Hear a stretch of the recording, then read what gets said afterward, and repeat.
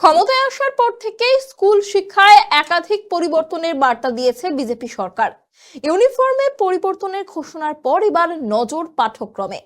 জাতীয় শিক্ষানীতি 2020-র সঙ্গে সঙ্গতি রেখে প্রথম থেকে দ্বাদশ শ্রেণী পর্যন্ত সিলেবাস পুনর্গঠনের লক্ষ্যে গঠিত নতুন পাঠ্যক্রম কমিটির প্রথম বৈঠক অনুষ্ঠিত হলো। কি কি পরিবর্তনের ইঙ্গিত দিল রাজ্য সরকার, দেখুন। রাজ্যে স্কুল শিক্ষায় বড়সড় সংস্কারের পথে এগোচ্ছে বিজেপি সরকার।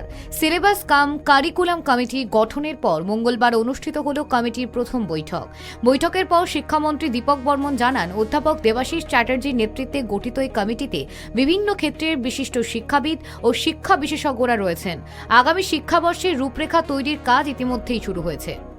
তো সেই ছাত্র সমাজকে কি করে আজকের এবং আগামী দিনের উপযোগী করে গড়ে তোলা যায়, তার জন্য যে শিক্ষা পদ্ধতি, যে বিষয়, সেগুলোই সিলেবাস কমিটি তৈরি করবে।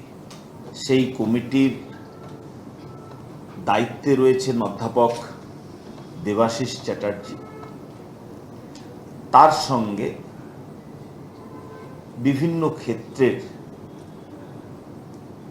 মাননীয় শিক্ষাবিদগণ সেখানে আছেন। শিক্ষামন্ত্রীর দাবি, 2027 সালের মধ্যে পাঠ্যক্রম পর্যালোচনার কাজ শেষ হবে এবং 2028 সাল থেকে নতুন সিলেবাস কার্যকর করার লক্ষ্য নেওয়া হয়েছে।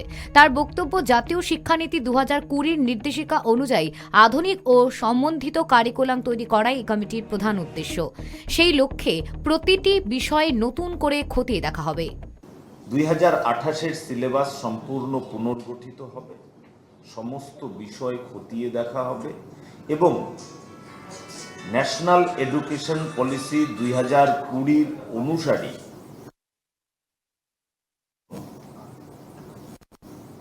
কারিকুলাম তৈরি হবে।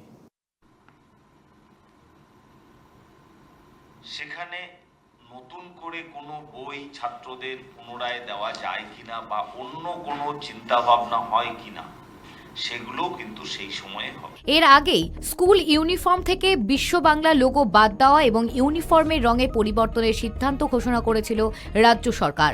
এবার সেই ধারাবাহিকতায় পাঠ্যক্রমেও বড় পরিবর্তনের ইঙ্গিত মিলল।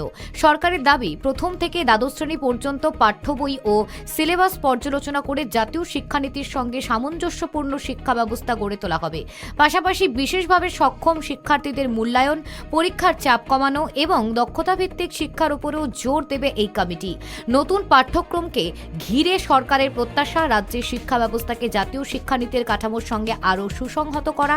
তবে এই পরিবর্তন কতটা কার্যকর হয়, এখন সেদিকেই নজর। ক্যামেরায় সূর্যশঙ্কর অধিকারীর সঙ্গে অভ্রদীপ দাসের রিপোর্ট, KTV বাংলা।